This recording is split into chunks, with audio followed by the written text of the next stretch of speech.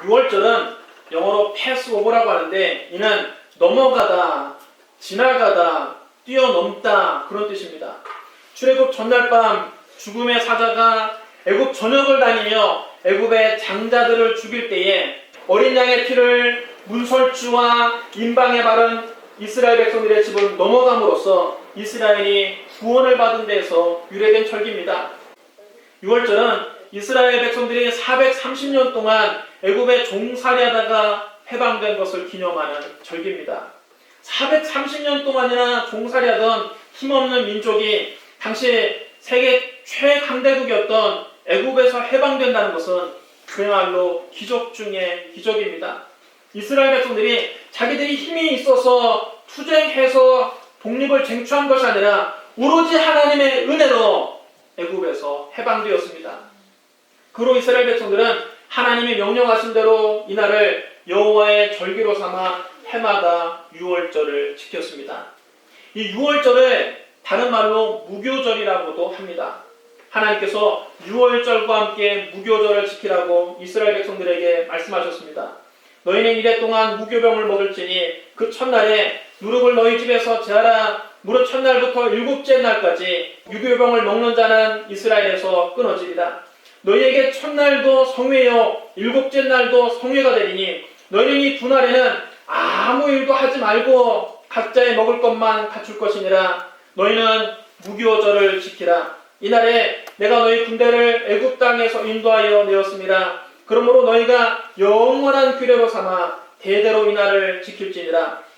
첫째 날 그달 열 나흘 날 저녁부터 21일 저녁까지 너희는 무교병을 먹을 것이요 이래 동안은 누룩이 너희 집에서 발견되지 아니하도록 하라. 무릇 유교물을 먹는 자는 타국인이든지 본국에서 난 자든지 막론하고 이스라엘 회중에서 끊어지리니 너는 아무 유교물이든지 먹지 말고 너희 모든 유하는 곳에서 무교병을 먹을지니라.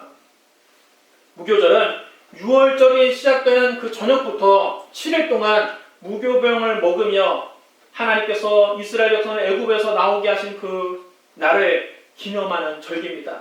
무교병이란 누룩을 넣지 않은 빵을 말합니다. 6월절과 무교절을 엄밀하게 구분하고 따지자면 6월절은 유대의 달력으로 1월 14일 저녁 어린 양의 그 희생 제사만을 가리키는 것이고 무교절은 6월절을 포함하여 일주일 동안 누룩 없는 빵을 먹이는 그 일주일 절기를 가리키는 것입니다. 다시 말하면 7일 동안 무교절을 지키는데 그 무교절의 첫날이 바로 6월절인 것입니다. 하지만 6월절이나 무교절 모두 다 출애굽의 구원에 감사하는 그 절기이기 때문에 훗날에는 이 말을 구분 없이 사용했습니다. 오늘 본문에서도 6월절이라 하는 무교절이라고 표현하고 있습니다. 6월절이라고 하는 무교절은 이스라엘의 최대 명절입니다. 예수님 당시에도 독실한 유대인들은 하나님의 성전이 있는 예루살렘에 가서 6월절을 보내고 싶었습니다. 해마다 6월절이 되면 이스라엘 전국 각지에서 사람들이 예루살렘으로 모여들었습니다. 심지어는 해외에 흩어져 살고 있는 유대인들도 6월절이 되면 예루살렘으로 모였습니다. 따라서 6월절에는 예루살렘에 엄청난 인파가 모여 있었습니다. 이때는 예루살렘에 거의 300만 명이 모여서 예루살렘 성내가 북새통이 되곤 했다고 합니다. 예수님께서도 6월절을 지키기 위해서 제자들과 함께 예루살렘에 오셨습니다. 예수님은 구약 성경에 예언된 대로 새끼 나귀를 타고 예루살렘 성에 입성하셨습니다. 시온에 따라 크게 기뻐할지어다. 예루살렘에 따라 즐거이 부를지어다. 보라, 네 왕이 내게 임하시나니 그는 공의로우시며 구원을 베푸시며 겸손하여서 나귀를 타시나니 나귀의 작은 것 곧 새끼 나귀니라. 구약 성경에 예언된 이대로 예수님께서 새끼 나귀를 타고 감람산 가까이 오셨을 때 6월절을 지키기 위해서 예루살렘에 와 있던 그 수많은 무리들이 환호하며 예수님을 맞이했습니다. 그들은 예수님이 행하신 수많은 기적들을 현장에서 목격했습니다. 예수님께서 갈릴리 가버나움 회당에서 더러운 귀신들이 사람에게서 귀신을 쫓아내는 것을 그들은 보았습니다. 시몬 베드로의 집에서 그 장모의 일병을 낫게 하시고 그 마을의 온갖 병자들을 고쳐주시는 것도 직접 보았습니다. 베드로의 빈배를 가득 채웠다는 것도 보았습니다. 나병 환자가 깨끗하게 치료받는 것을 목격했습니다. 중풍병자가 낫는 것도 보았습니다. 안식일에 손 마른 사람의 손이 펴지는 것도 보았습니다. 백부장의 종을 고쳐주시는 것도 보았습니다. 나인성 과부의 죽은 아들을 살려내시는 것을 보았습니다. 바람과 물결을 잔잔하게 하시는 것을 보았습니다. 거라사에 군대 귀신 들린 사람을 고쳐주시는 것을 보았습니다.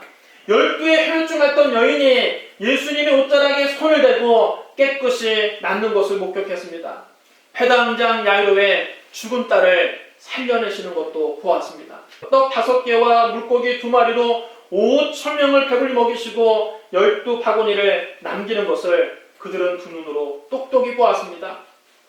이런 놀라운 기적을 가까이에서 본 이스라엘 백성들은 예수님께서 이번 6월절에 예루살렘에서 그 위대한 능력으로 로마를 몰아내고 그 땅에 메시아 왕국을 세울 것이라고 믿고 있었습니다.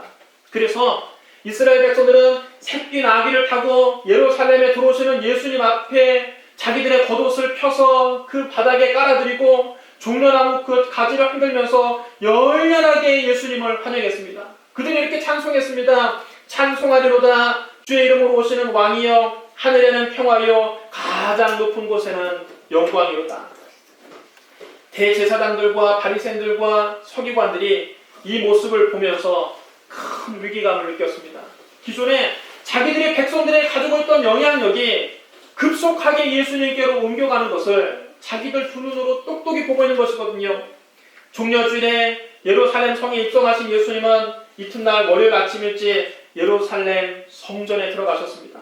그런데 예수님이 하나님 성전에 들어가 봤더니 그 안에는 경건하게 하나님께 기도하고 예배드리는 사람이 모여있는 것이 아니라 그 안에서 돈 바꿔주는 사람, 비둘기 파는 사람, 양이나 용소를 파는 사람 등 장사꾼들이 다 자리를 찾아오고 있었습니다. 한쪽에서는 여기서 돈을 바꾸라고 싸게 바꿔주겠다고 잘 쳐주겠다고 소리를 고함고함을 지르고, 다른 곳에서는 짐승들이 우는 소리가 들리고, 또 다른 곳의 한쪽 구석에서는 기도하는 사람들이 오히려 구석에 몰려가서 구석에서 기도하고 있는 것을 보았습니다. 하나님의 성전이 완전히 시장터가 되어버리고 말았습니다. 제사장들이 그 당시 상인들에게 뇌물을 받고 상인들이 성전 안에서 장사하도록 눈을 감아준 것입니다. 그것을 보시고 분노하신 예수님은 채찍을 만들어서 양떼와 소떼의 등을 사정없이 내려쳤습니다. 또 돈 바꾸는 사람들의 상과 비둘기 파는 사람들의 의자를 엎어버리셨습니다. 이에 놀란 양떼와 소떼가 음메 하면서 도망가고, 동전들이 쨍그랑 솔리면서 바닥에 쏟아지고, 비둘기가 푸드덕 소리내면서 하늘로 올라갔습니다. 순식간에 성전이 아수라장이 됐습니다. 예수님께서는 성전에서 장사하는 사람들 다 쫓아내신 다음 말씀하셨습니다. 기록된 바 내 집은 기도하는 집이 되리라 하였거늘 너희는 강도의 소굴을 만들었도다. 장사하는 사람들을 쫓아내신 예수님께서 날마다 성전에서 하나님 말씀을 가르치셨습니다. 대제사장들과 서기관들은 이 모습을 보고 이제 예수를 죽여야겠다 결심했습니다. 우리가 다 기득권을 가지고 이 성전을 관리하면서 장사꾼들에게 돈도 많이 받았는데 그걸 이제 할 수 없게 되니까 어떻게 하면 예수를 죽일까 방도를 찾았으나 예수를 죽일 방법이 없었습니다. 그 당시 모든 백성들이 예수님을 메시아로 생각하고 이제 곧 메시아 왕국이 세워질 것이라고 예수님을 철석하지 믿고 있으니까, 이런 시기에 감히 예수님께 손을 잘못했다가는 지금 6월절을 지키기 위해서 예루살렘에 모여있는 그 수많은 군중들이 들고 일어나면 대제사장들과 서기관들로서는 감당할 수 없는 일이 벌어지기 때문입니다. 그들이 어떻게 예수를 죽일까 그 방도를 찾지 못해서 안절부절 못하고 있을 때 예수님의 12제자 가운데 배신자가 나왔습니다. 배신자는 가롯지방 사람 유다였습니다. 유다는 누구보다 예수님께 큰 기대를 걸고 있었습니다. 예수님께서 로마 정부를 몰아내고 메시아 왕국을 세울 것이라고 그는 굳게 믿고 있었습니다. 예수님 나라가 되면 자기도 거기서 한 자리 차지할 것이라는 희망에 부풀어 있었습니다. 그래서 한때는 누구보다 열심히 예수님을 추종했던 제자였습니다. 예수님은 그에게 돈꾀까지 맡기셨습니다. 그는 예수님 공동체의 회계 책임자였습니다. 예수님께서 떡 5개와 물고기 2마리로 5,000명을 배불리 먹이시고 12바구니를 남기실 때만 해도 좋았습니다. 그때까지만 해도 유다는 예수님이야말로 저 로마 정부를 몰아내 메시아라고 믿었습니다. 예수님께서 왕이 되시면 이제는 먹고 사는 문제도 단번에 해결됩니다. 떡 5개만 있으면 5,000명을 먹이시는 예수님에게 왕이 되셨는데 그 나라 백성들이 먹고 사는 걸 걱정하겠습니까? 그는 희망에 부풀어 있었습니다. 그런데 예수님께서 그때부터 점점 그의 기대와는 다른 말씀을 하기 시작하셨습니다. 내가 곧 생명의 떡이니라. 너희 조상들은 광야에서 만나를 먹었어도 죽었거니와 이는 하늘에서 내려오는 떡이니 사람으로 하여금 먹고 죽지 아니하게 하는 것이니라. 나는 하늘에서 내려온 살아있는 떡이니 사람이 이 떡을 먹으면 영생하리라. 내가 줄 떡은 곧 세상의 생명을 위한 내 살이니라. 이때부터 사람들이 수군거리기 시작했습니다.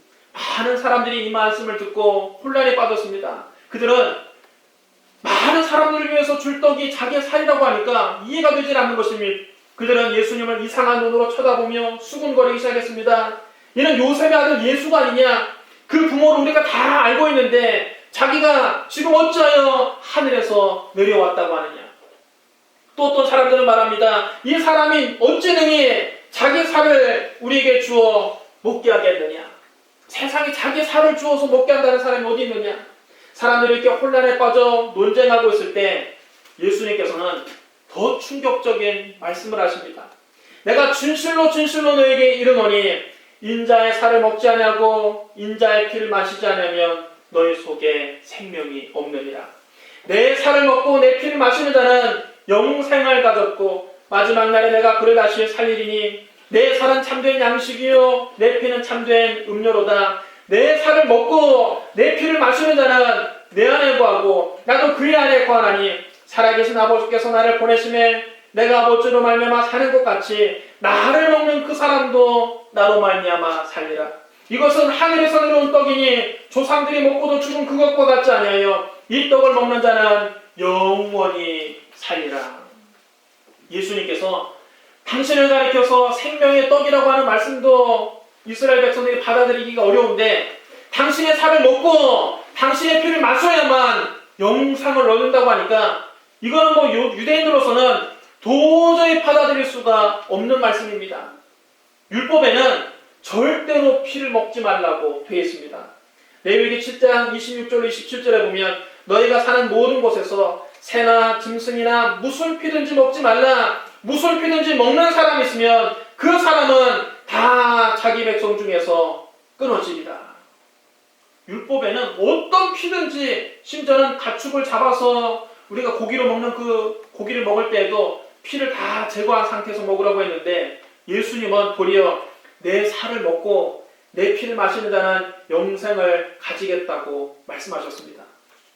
예수님은 당신이 우리의 죄를 다 대신 짊어지시고 십자가에서 당신의 살을 찢고 당신의 피를 흘려서 우리의 죄값을 치를 것이니 그 예수님을 믿으면 영생을 얻을 수 있다는 영적인 의미로 하신 말씀입니다. 내 피를 마셔라, 내 살을 먹어라는 말은 십자가 위에서 몸을 찢고 피를 흘리신 그 예수님을 믿으라는 말씀입니다. 하지만 이런 영적인 의미를 알 턱이 없는 유대인들은 그때부터 예수님을 오해하기 시작했습니다.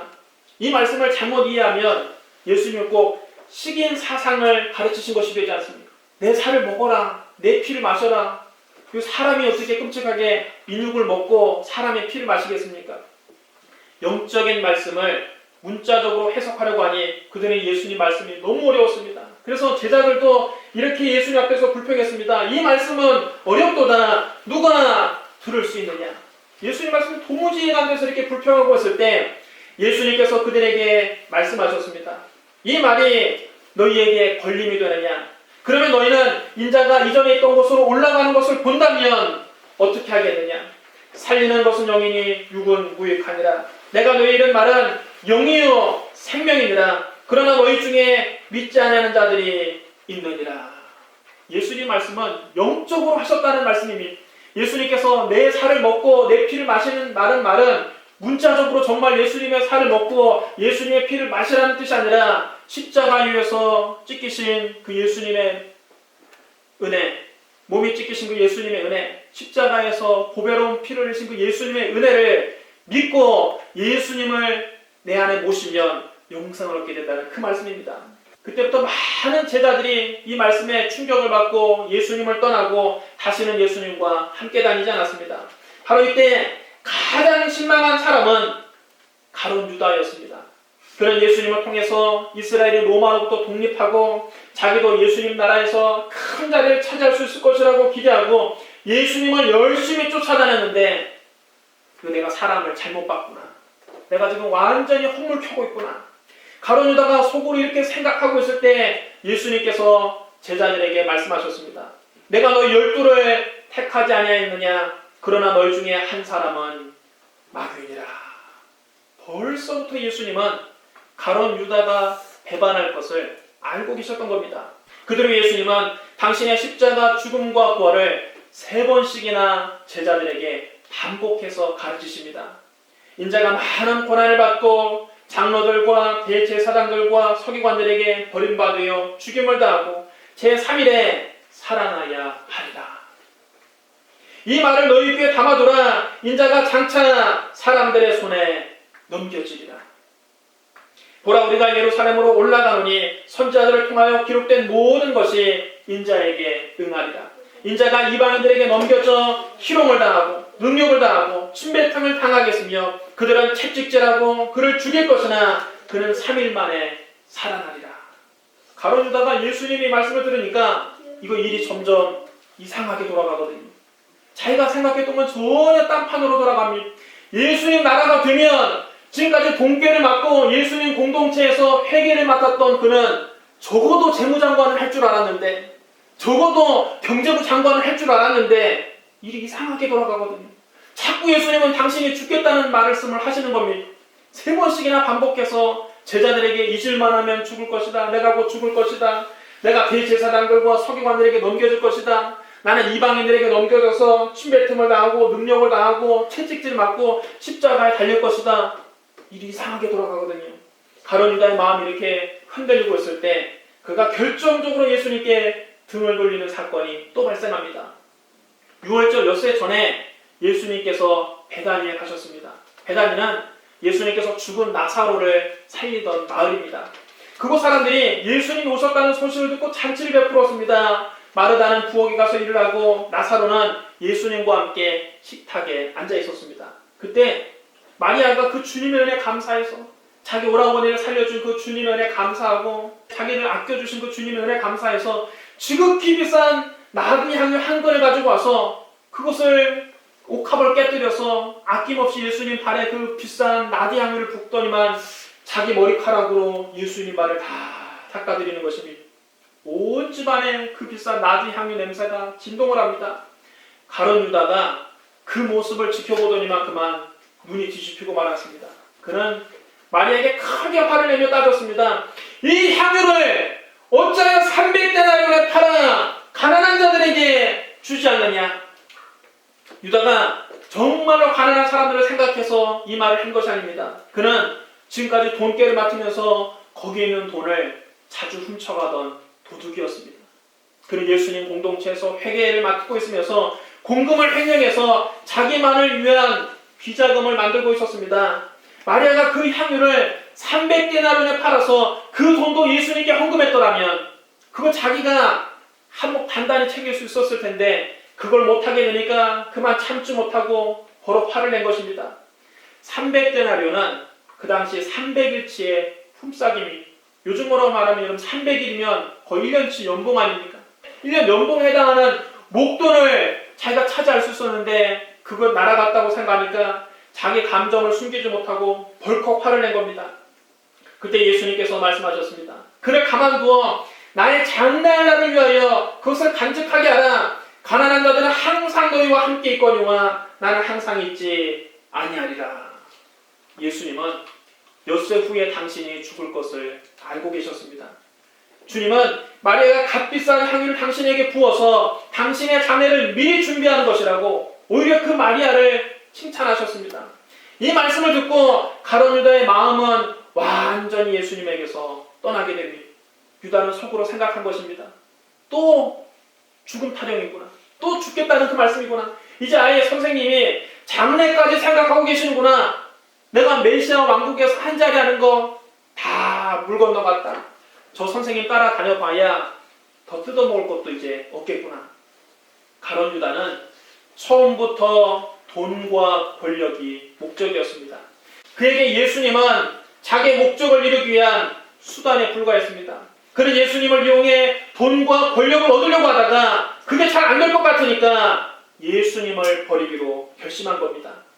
여러분, 우리가 예수님을 사랑의 대상으로 보느냐 이용의 대상으로 보느냐는 대단히 중요한 문제입니다. 여러분, 신앙생활은 예수님과의 인격적인 관계입니다. 예수님은 나 같은 죄인을 살리기 위해서 십자가 위에서 당신의 몸을 찢고 피를 흘리셨습니다. 당신의 목숨까지 내어주신 그 주님의 사랑에 감사해서 주님을 예배하고 주님을 사랑하고 주님을 믿고 주님을 의지하고 주님을 자랑하고 주님께 날마다 더 가까이 나아가는 것이 신앙생활입니다. 예수님께 더 가까이 나아가는 것이 우리의 목적이 돼야지 예수님을 내 소원을 성취하는 수단으로 이용해 먹으면 안 되는 것입니다. 여러분, 우리가 순수하게 주님을 사랑하고 하나님 말씀에 순종하고 충성스럽게 교회를 섬길 때 주님께서는 우리의 영혼이 잘된 같이 범사에 잘되고 강건하며 생명의 때 넘치게 얻는 복을 주십니다. 예수님이 목적이 될 때 복은 결과적으로 따라오는 것입니다. 우리가 예수님을 섬기는 것이 목적이 되고 진심으로 예수님을 사랑하면 자연히 복은 따라오는 것입니다. 결과적으로 따라오는 것입니다. 그런데 예수님의 십자가 대속엔 처음부터 관심이 없고 처음부터 자기의 목적을 달성하기 위해서 예수님과 교회를 이용하려는 사람들도 더러 있습니다. 예수님을 진정으로 믿진 않으면서 돈 많이 벌게 해달라고만 기도합니다. 예수님을 진정으로 사랑하지 않으면서 자기 병만 고치려고 합니다. 예수님을 주님으로 섬기진 않으면서 선거 때가 되면 표를 얻기 위해서 교회 나오는 사람들도 있습니다. 주님의 십자가 은혜는 감사하지 않고 내 자신 명문대학 합격하게 해달라고만 하나님께 조릅니다. 주님 말씀에 순종하면서 살지 않으면서 자녀가 좋은 회사에 취직하게 해달라고만 합니다. 이런 그런 사람은 몇 달 교회를 다녀보고 자기가 원하는 대로 잘 안 되면 금방 원망하고 불평합니다. 교회 다니는데 왜 나에게 이렇게 안 좋은 일만 계속 생기느냐? 예수 믿어봐야 뭐 좋은 게 하나도 없다. 아무 소용없다. 그들은 자기가 범사에 잘되고 자기가 강건한 것이 목적입니다. 예수님은 그저 자기의 소원이나 성취시켜주는 수단에 불과한 것입니다. 그러다가 자기 뜻대로 안 되면 금방 짜증을 내고 원망불평하다가 교회를 등지고 떠납니다. 가룟 유다 같은 사람들입니다. 가룟 유다가 자기의 탐욕을 채우기 위해서 예수님을 따라다니다가 그게 뜻대로 안 되니까 그는 예수님을 떠날 궁리를 했습니다. 그때 사탄이 유다 속으로 들어갔습니다. 여러분, 탐욕은 사탄이 들어오는 통로입니다. 예수님을 이용해서 자기 탐욕을 채우려고 하는 사람들은 언젠가는 사탄에게 사로잡히게 되어 있는 것입니다. 사탄은 유다의 마음을 점령해서 이제 배신을 실행에 옮기게 합니다. 유다는 대제사장들과 성전 경비대장들을 스스로 찾아가서 예수님을 넘길 방도를 의논했습니다. 지금 당장이라도 예수님을 잡아들이고 싶지만 그 방법을 찾지 못해서 안절부절 못하고 애를 태우던 대제사장들과 무리들은 가룟 유다가 제발로 찾아와서 뜻밖의 제안을 하는 것을 보고 크게 기뻐했습니다. 그들은 가룟 유다에게 은 30을 주기로 약속합니다. 여러분, 은 30세겔은 그 당시 노예 한 사람의 몸값입니다. 유다는 3년 동안 동고동락한 자기 스승을 노예의 몸값에 팔아넘기기로 약속한 것입니다. 여러분, 이것은 구약 예언의 성취입니다.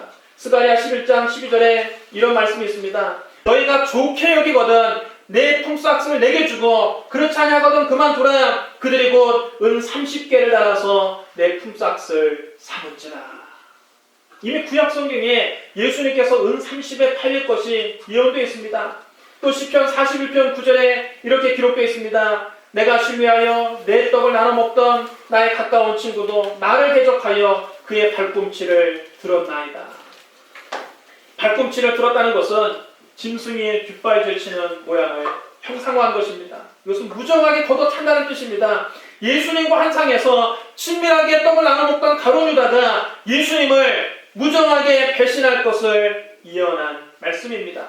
가룟 유다는 은 30이라고 하는 헐값에 자기 스승 예수님을 팔고 그때부터 군중들이 없는 틈을 타서 예수님을 대제사장들에게 넘겨줄 기회를 찾기 시작했습니다. 예수님은 이 모든 것을 다 아시고 오히려 가룟 유다에게 닥칠 화를 안타까워하셨습니다.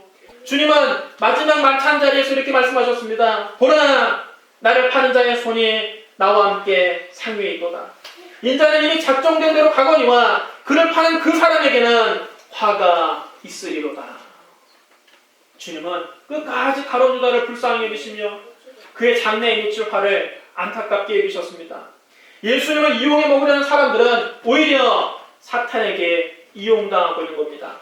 가룟 유다는 자기 속으로 생각할 때 자기가 예수님을 그동안 실컷 이용해 먹었고 마지막까지 뒤통수를 쳐서 돈을 벌었다고 생각했는지 모릅니다. 그러나 나중에 결과를 보면 여러분, 그 결과에 반전이 있습니다.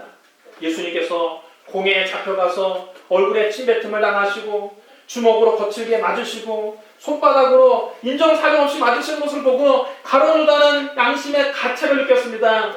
새벽에 모든 제사장과 백성의 장로들이 예수님을 죽이기로 결의하고 묶어서 끌고 가 총독 빌라도에게 넘기는 것을 보고 그제서야 가룟 유다는 정신이 번쩍 들었습니다. 그는 은 30을 대제사장들과 장로들에게 도로 갖다 주며 말합니다. 내가 무죄한 피를 팔고 죄를 범하였도다. 그러자 대제사장들과 장로들은 씩 웃으며 가룟 유다에게 말합니다. 그것이 우리와 무슨 상관이 있느냐? 네가 당해라. 네 죄는 네 스스로 치러라. 가룟 유다는 자기가 악한 사람인 줄 알았는데 알고 보니까 대제사장들과 장로들은 자기보다 훨씬 더 악한 괴물들이었습니다. 그제야 가룟 유다는 자기가 사탄에게 이용당했다는 것을 깨달았습니다. 그러나 상황을 되돌리기에는 너무 늦고 말았습니다. 유다는 그 돈을 성전에 내던지고 나가서 스스로 높은 나무 위에 자기의 목을 매어 자살하고 말았습니다. 거기서 끝난 것이 아니라 그의 시체가 그 높은 나무에서 곤두박질쳐 땅에 떨어져서 그 배가 터져서 창자가 다 흘러나왔다고 성경은 기록하고 있습니다. 여러분, 사탄은 가룟 유다를 실컷 이용해 먹고 난 다음 나중에는 마치 단물 빠진 껌처럼 그를 뱉어버린 것입니다. 가룟 유다는 자기가 예수님을 그동안 실컷 이용해 먹었다고 생각했지만 알고 보면 그 자신이 사탄에게 철저하게 이용당하고 비참하게 버림을 당한 것입니다. 사랑하는 성도 여러분, 신앙생활은 예수님과의 인격적인 관계입니다. 예수님은 사랑의 대상이지 이용의 대상이 아닙니다. 예수님 우리를 구원하기 위해서 당신의 목숨까지 아낌없이 내어주신 분입니다. 그 예수님을 우리가 진심으로 사랑하고 진심으로 예배하고 예수님을 믿고 따르고 의지하고 예수님과 함께 가는 것이 신앙생활입니다. 진정한 그리스도인은 환경이 좋을 때나 어려울 때나 기쁠 때나 슬플 때나 변함없이 주님을 사랑하는 것입니다. 그것이 진정한 그리스도의 제자입니다. 예수님을 나의 유익을 위해서 이용해 먹으려고 하지 마십시오. 그런 생각 자체가 사탄이 주는 생각입니다. 그런 생각 자체가 이미 사탄에게 이용당하고 있는 것입니다. 순수하게 주님을 사랑하고 순수하게 주님을 예배하고 주님께 날마다 더 가까이 나아가시기를 주님의 이름으로 축원합니다. 나를 위해서 마지막 피 한 방울까지 다 내어주신 그 예수님을 온 마음 다해 사랑하는 저와 여러분 되시기를 주님의 이름으로 축복합니다. 우리 기도하겠습니다. 사랑이 많으시고 거룩하신 하나님 아버지, 오늘 여기 주님을 순수한 마음으로 사랑하는 주님의 백성들이 이 자리에 모였습니다. 아버지, 우리가 온 마음 다해 우리를 위해서 십자가에서 죽으시고 우리를 위해 부활하신 예수님을 사랑합니다. 예수님께 더 가까이 나아가기를 원합니다. 아버지, 세상의 돈, 세상의 명예가 우리의 목적이 되지 않게 하여 주시옵소서. 순수하게 주님을 사랑하고 순수하게 주님을 믿고 따르고 예배하고 주님을 섬기며 천국 가는 그날까지 주님께 더 가까이 나아가는 우리가 되게 하여 주시옵소서. 예수님 이름으로 감사하며 기도드리옵나이다. 아멘.